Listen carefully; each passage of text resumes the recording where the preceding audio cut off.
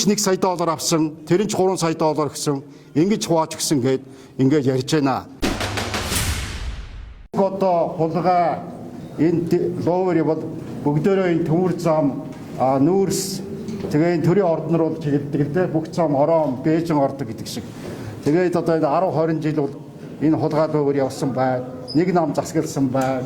Одоо энэ асуудлаа бол бие бинийгээ барьцаалах маягаар гаргаж ирдэг болсон байна.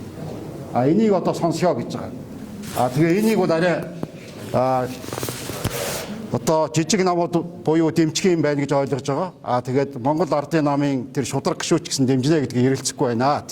Тэгээ энэ сонсголыг бол хийж л таарах байх. Энэ хаврын чуулганаар бол 2 сонсгол орох ёстой. Эхний ээлжинд бол одоо бид бүхний өргөн барьж байгаа энэ сонсгол юм аа. Энэ 2 сонсгол хоёулаа явах ёстой. Харбины мөн бас энэ төмөр замын нүүрсний энэ авилга хулгайтай холбоотой асуудлыг үзье харьяа сонсоод гэж байгаа.